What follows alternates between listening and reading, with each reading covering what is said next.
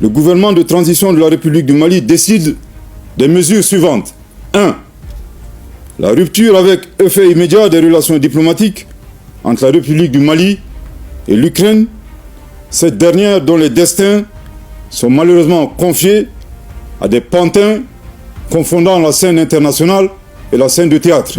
Ces affirmations d'une extrême gravité, n'ayant fait l'objet d'aucun démenti ni d'une condamnation de la part des autorités ukrainiennes, montrent un clair soutien officiel du gouvernement ukrainien au terrorisme en Afrique, au Sahel et plus précisément au Mali. Le Mali prend la décision de rompre de toutes les relations diplomatiques et toute autre coopération avec l'Ukraine. Cette rupture survient quelques jours après des attaques des groupes djihadistes contre l'armée malienne soutenue par l'armée russe, où l'armée malienne a perdu une quarantaine de soldats et une cinquantaine de soldats russes selon les djihadistes ayant commis l'attaque. La décision du Mali survient donc suite à un discours des hauts responsables ukrainiens qui ont avoué avoir fourni des informations précises, des renseignements précis aux djihadistes pour qu'ils attaquent les Russes qui étaient sur le terrain malien, causant ainsi la mort de plusieurs soldats maliens et russes. Nous écoutons ici le discours d'Abdoulaye Maïga, le ministre des Armées du Mali, dans un communiqué qui annonce la rupture de toute relation avec l'Ukraine. Et revenons juste après pour la réponse de l'Ukraine et une analyse de cette situation qui fait la une de l'actualité géopolitique africaine ces jours. Le gouvernement de transition de la République du Mali a pris connaissance avec une profonde stupeur des propos subversifs par lesquels M. Andriy Youssov, porte-parole de l'agence ukrainienne de renseignement militaire, a avoué l'implication de l'Ukraine dans une attaque lâche, traître et barbare des groupes armés terroristes ayant entraîné la mort d'éléments des forces de défense et de sécurité maliennes à Tinzaouaten, ainsi que les dégâts matériels. Ces propos ont été renforcés par M. Yuri Pivovarov, ambassadeur de l'Ukraine au Sénégal, qui a ouvertement et sans la moindre équivoque affiché le soutien de son pays au terrorisme international, particulièrement au Mali.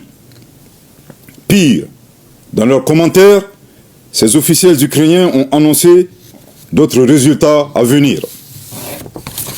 Ces affirmations d'une extrême gravité, n'ayant fait l'objet d'aucun démenti ni d'une condamnation de la part des autorités ukrainiennes, montrent un clair soutien officiel du gouvernement ukrainien au terrorisme en Afrique, au Sahel et plus précisément au Mali.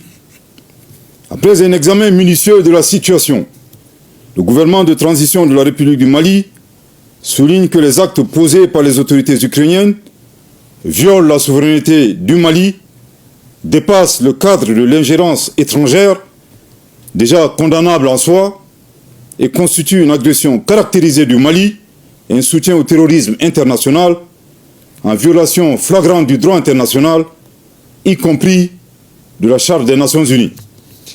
Le gouvernement de transition de la République du Mali condamne fermement une agression ukrainienne et dénonce cette hostilité des autorités ukrainiennes à rebours de la position de neutralité observée par le Mali, qui a toujours appelé à un règlement pacifique de la crise opposant la Fédération de Russie à l'Ukraine.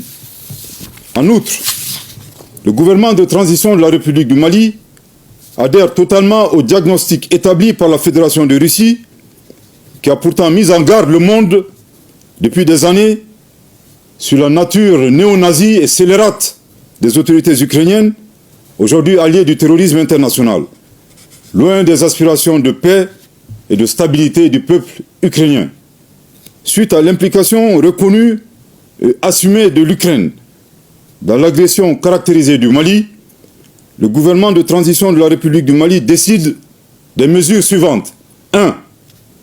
La rupture avec effet immédiat des relations diplomatiques entre la République du Mali et l'Ukraine, cette dernière dont les destins sont malheureusement confiés à des pantins confondant la scène internationale et la scène de théâtre. Je répète. 1. La rupture avec effet immédiat des relations diplomatiques entre la République du Mali et l'Ukraine, cette dernière dont les destins sont malheureusement confiés à des pantins confondant la scène internationale et la scène de théâtre. Je répète pour une dernière fois. 1. La rupture avec effet immédiat des relations diplomatiques entre la République du Mali et l'Ukraine, cette dernière dont les destins sont malheureusement confiés à des pantins confondant la scène internationale et la scène de théâtre. 2. La saisine des autorités judiciaires compétentes suite aux propos de M. Andriy Youssov et Yuri Pivovarov qui constituent des actes de terrorisme et d'apologie du terrorisme. 3. La prise de mesures nécessaires pour prévenir toute déstabilisation du Mali à partir d'États africains, notamment à partir d'ambassades ukrainiennes installées dans la sous-région avec des terroristes déguisés en diplomates. 4. L'alerte formelle aux instances régionales et internationales ainsi qu'aux États qui soutiennent l'Ukraine en leur indiquant que ce pays a ouvertement et publiquement affiché son appui au terrorisme. Par conséquent, le Mali considère le soutien à l'Ukraine comme un soutien au terrorisme international. Le Mali en appelle à la responsabilité de la communauté internationale face au choix délibéré de l'Ukraine de soutenir le terrorisme dans un contexte mondial où l'unanimité est faite sur l'impératif de combattre ce fléau. Le Mali interpelle en particulier les États et les peuples africains épris de paix à dénoncer ces actions subversives qui menacent la stabilité du continent africain. Le gouvernement de transition de la République du Mali réitère ses remerciements aux pays amis du Mali qui ont manifesté leur solidarité face aux attaques terroristes perpétrées avec le concours de sponsors étrangers.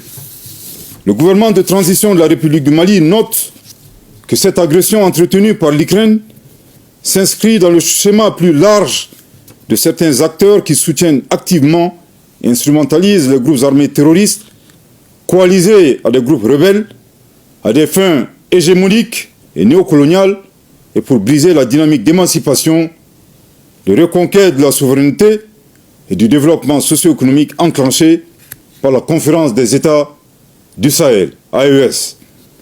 Les actes d'agression, loin d'atteindre leur objectif, renforcent au contraire l'engagement et la détermination du Burkina Faso, de la République du Mali et de la République du Niger, dans le cadre de la Confédération des États du Sahel, AES, à poursuivre avec plus de vigueur leur marche résolue vers le raffermissement de leur souveraineté et la prise en main de leur destin, pour le bonheur des populations de l'AES. Le Mali s'incline devant la mémoire de toutes les victimes de l'insécurité au Sahel et réaffirme que les crimes perpétrés ne resteront pas impunis. Que Dieu bénisse le Mali et l'AES. C'était le discours du ministre Abdoulaye Maïga, c'est le ministre de la Défense du Mali et porte-parole du gouvernement.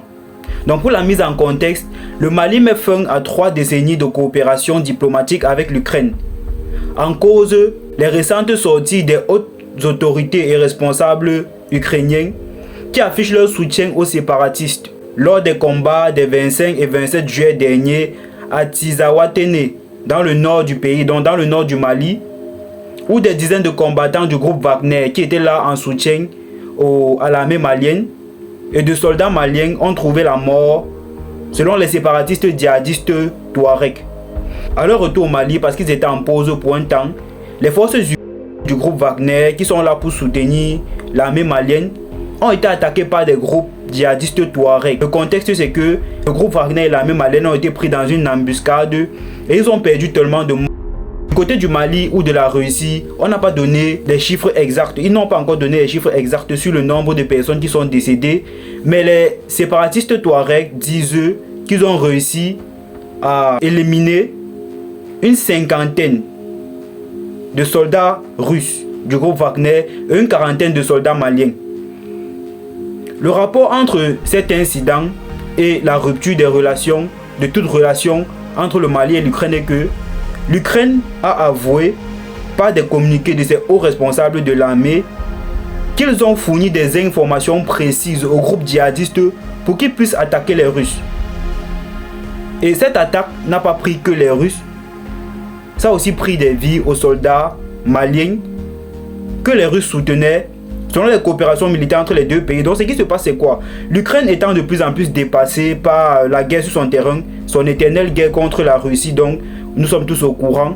Vu que sur le sol ukrainien, ils ont des difficultés à avoir de l'avance sur sur l'armée de la Russie, ils ont décidé de déporter cette guerre-là en Afrique et particulièrement au Mali. Ils ont du mal à vaincre la Russie en Europe sur leur terrain.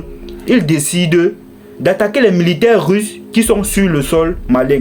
Du moins de soutenir les djihadistes qui attaquent les militaires russes qui sont sur le sol africain, notamment sur le sol malien. Suite à cette déclaration du gouvernement malien, annonçant ainsi la rupture de toute relation avec le gouvernement ukrainien a répondu à cette déclaration du Mali, à cette décision du Mali. Et ce qu'ils ont dit, croyez-moi, ça va vous laisser sans voix. Croyez-moi.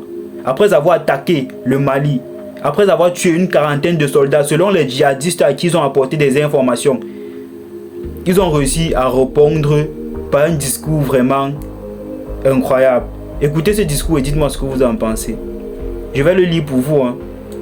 Donc, dans une déclaration publiée le 5 août, le ministre ukrainien des Affaires étrangères réagit à la décision des autorités maliennes.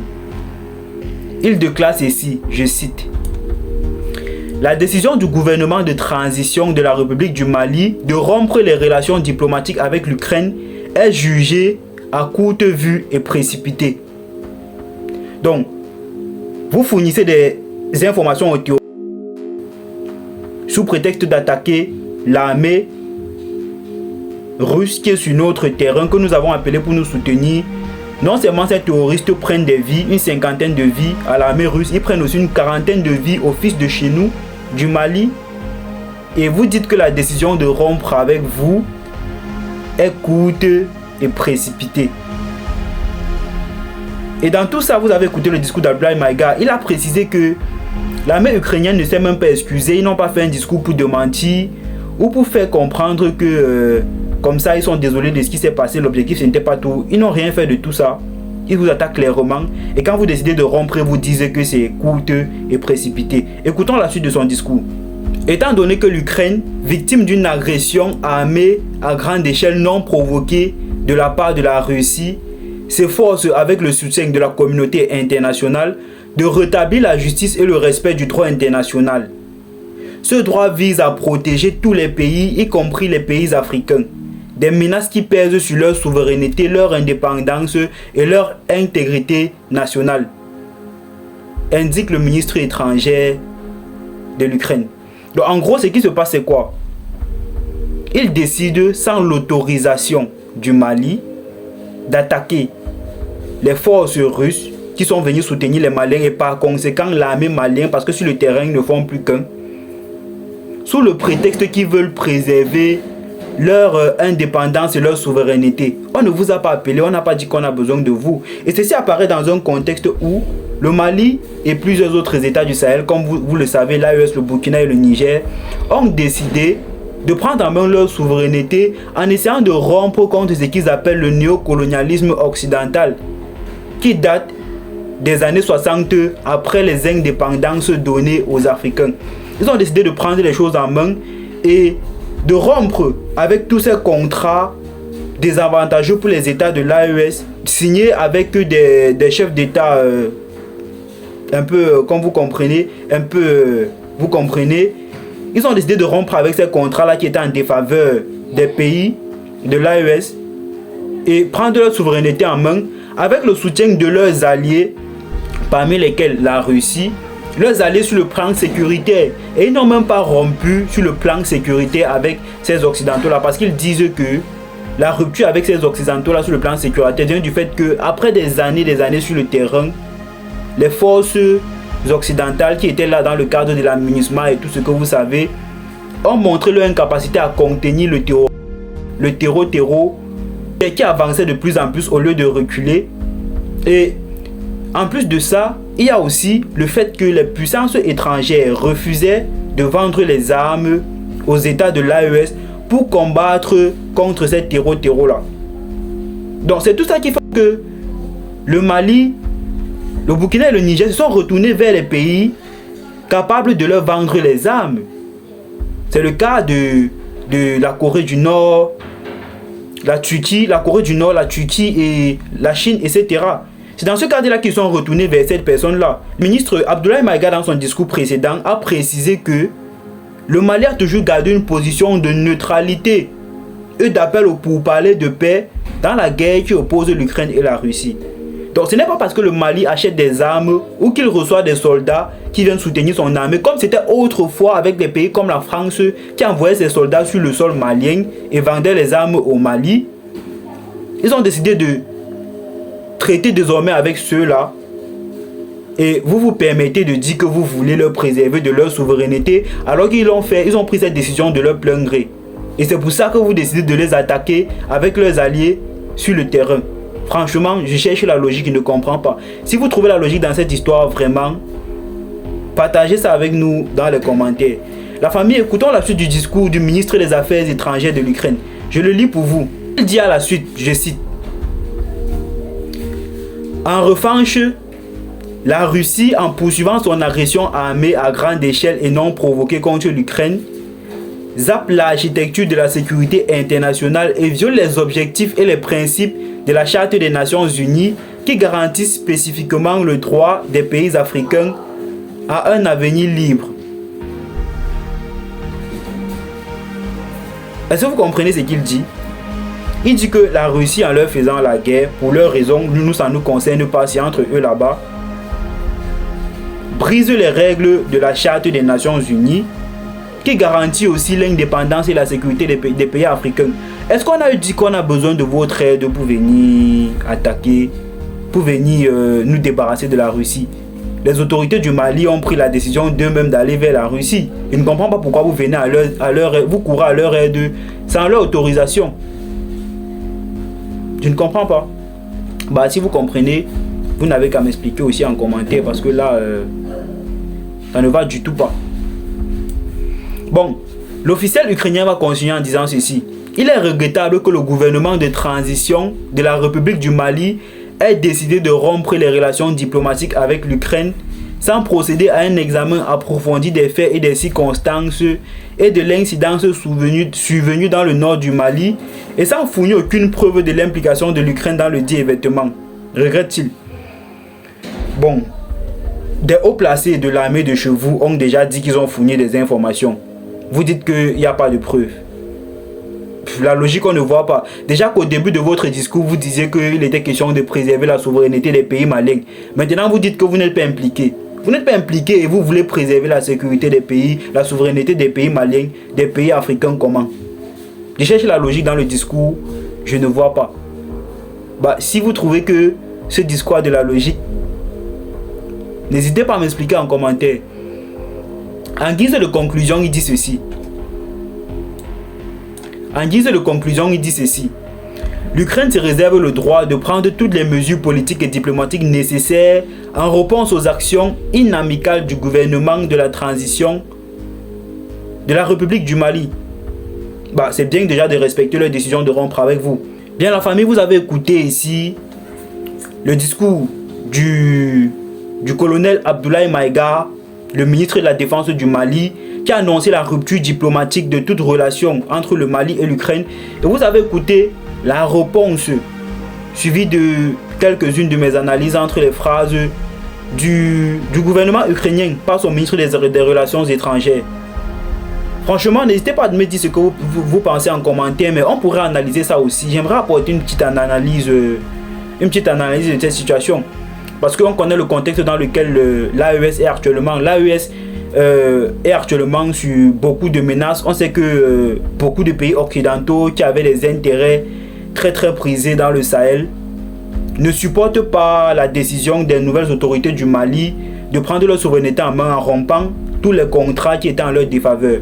Donc dans cette volonté de vouloir les déstabiliser, cette volonté manifeste comme l'on connaît par le fait qu'ils ont appelé la CEDEAO plus d'une fois à leur faire la guerre. C'était assez sanglant avec le cas du Niger. Et il n'y a même pas 2 jours encore, il y a eu une nouvelle tentative de renversement du président burkinabé, Ibrahim Traoré. Donc, dans ce contexte-ci, est-ce que ceci ne peut pas être vu? Ça, c'est une analyse, je n'affirme pas. Est-ce que ceci ne peut pas être vu? Parce qu'on sait qui essaye de déstabiliser ces pays-là. On sait qui est contre ces gouvernements-là. C'est clair, je ne vais pas vous faire de dessin. Nous savons tous, nous qui consommons du contenu géopolitique panafricain, nous savons qui s'élève, nous sommes au courant des voix qui s'élèvent contre ces autorités-là.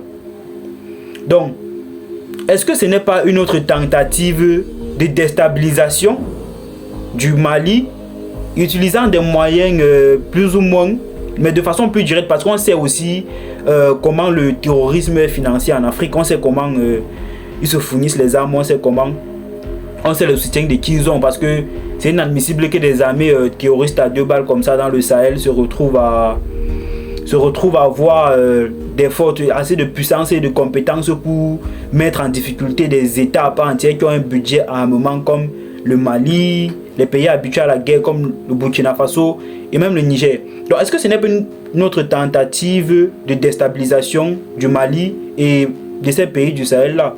Ça c'est une analyse. Est-ce que ça ne peut pas être aussi vu simplement comme la volonté du gouvernement ukrainien de mettre en mal l'armée russe partout où elle se trouve sur le sol, vu que la Russie gagne de plus en plus de terrain sur le sol ukrainien dans leur guerre entre eux là-bas en Europe, une guerre qui ne nous concerne pas? Est-ce que ce n'est pas une simple volonté de vouloir faire des dégâts aussi côté ukrainien, côté russe, sur le sol africain et partout où l'armée russe se trouve, parce qu'ils sont en train de perdre sur le sol ukrainien? Est-ce que ce n'est pas une raison? Une guerre qui ne nous concerne pas, vous décidez de venir faire la guerre sur notre continent. C'est déjà pas logique. C'est tout pour cette vidéo. N'hésitez pas à vous abonner, n'hésitez pas à partager pour informer. Et surtout, laissez votre avis en commentaire. Dites-moi ce que vous en pensez. Et à très bientôt pour une prochaine vidéo.